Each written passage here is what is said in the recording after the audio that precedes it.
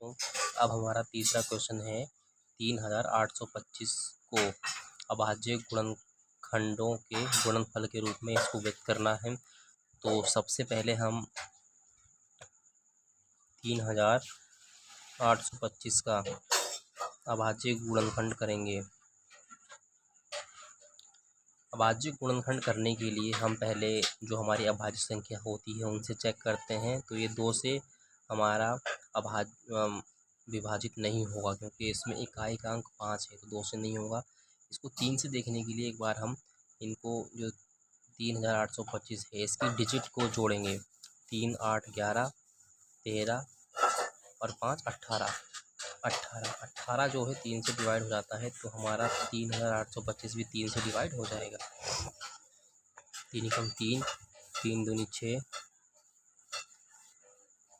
3 सते 21 और 3 पंजे 15, तो 1275 आया है 3 से डिवाइड करने पर। अब ये देखते हैं कि 1275 3 से डिवाइड होता है या नहीं। तो इसके लिए हम 1 2 3 और 7 10 और 5 15, तो 15 3 के पहाड़े में आता है, तो ये 3 से डिवाइड हो जाएगा। ये भी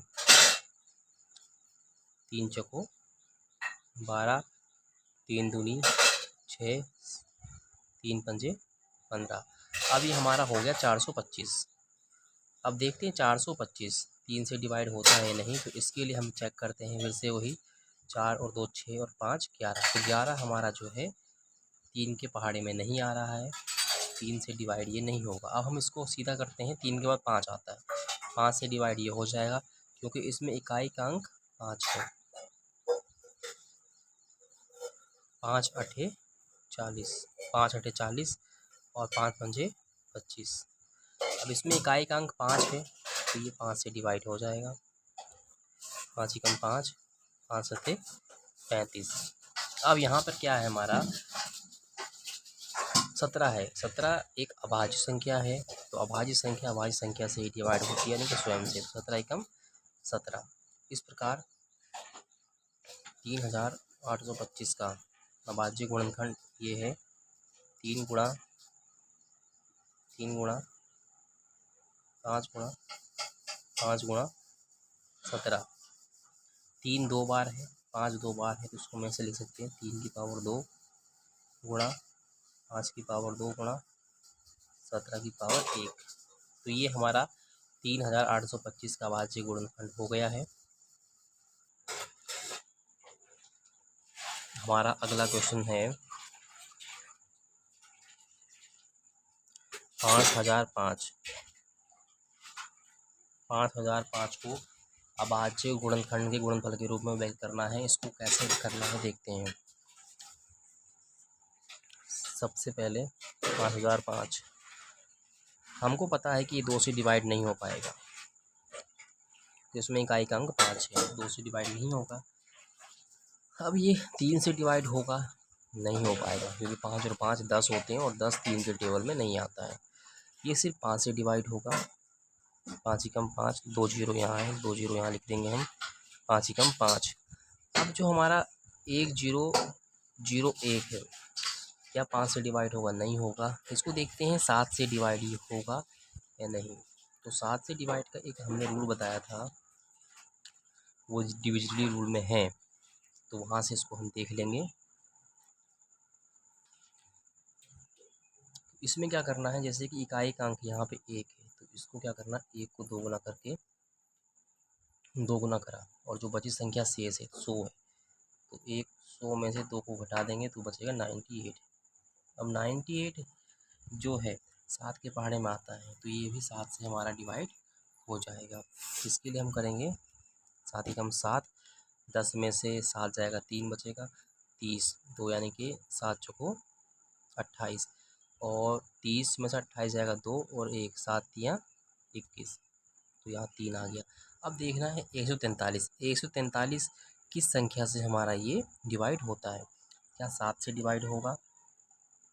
3 दूनी 6, 14 में से 6 जाएंगे तो 8 बचेगा, 7 से डिवाइड नहीं होगा। क्या 11 से डिवाइड होगा?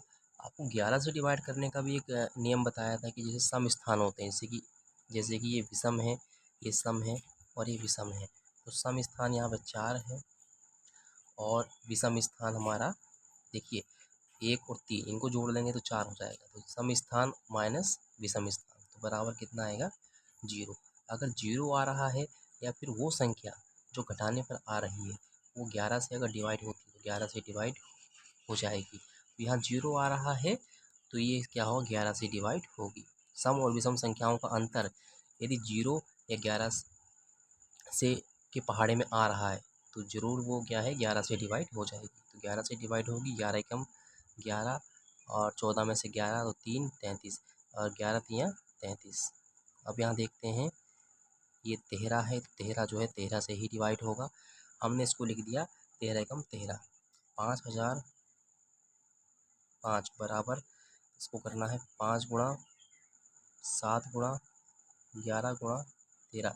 इसमें क्या है कोई भी संख्या दोबारा रिपीट नहीं हो रही है, जैसे कि 5 दोबारा नहीं हो रहा है रिपीट तो इसको हम 5 की पावर 1 कर सकते हैं। 7 दोबारा नहीं हो रहा है तो 7 की पावर 1, 11 की पावर 1 और 13 की पावर 1। इस प्रकार 5005 का जो है भाज्य गुणनखंड को हमने लिख दिया है। हमारा आखिरी सवाल 5वां सवाल है 7429 को अभाज्य गुणनखंड के गुणनफल में कैसे व्यक्त करेंगे। तो इसके लिए हम इसको देखते हैं 7429। देखिए इसमें क्या है ये 2 से डिवाइड नहीं होगा, ना ही ये 3 से होगा, ना ही ये 5 से होगा, ना ही ये 7 से होगा। तो ये डिवाइड हमारा होगा 17 से। इसको हम 17 से डिवाइड करते हैं और देखते हैं कैसे होगा। 17 चौको 68, यहाँ पे 4 आएगा, 6 और 2 62, 6 और 2 62, 17 तियाँ 51, 17 तियाँ 51। अब 62 में से क्या होगा 11 तो यहाँ 119 और 17 सत्ते 119, 17 सत्ते 119। अब देखना है कि 437 ये किस संख्या से हमारा डिवाइड होता है। तो 19 से चेक करते हैं इसको एक बार हम। 19 दूना 38, 19 दूना 38, 43 में से 38 जाएगा तो 5 बचेगा और 5 और 57 और 19 तियाँ 57। 23 अभाज्य संख्या है तो ये क्या होगा हमारा 23 से ही होगा, 23 एकम 23। इस प्रकार 7429 का अभाज्य गुणनखंड है 17 गुणा 19 गुणा 23। कोई भी संख्या इसमें रिपीट नहीं हो रही तो उसकी 17 की पावर 1, 19 की पावर 1 और 23 की पावर 1 है। इन अभाज्य गुणनखंड को सीखने के लिए आपको हमारा डिविजिबिलिटी रूल का जो वीडियो है उसको देखना पड़ेगा, उसको समझना पड़ेगा।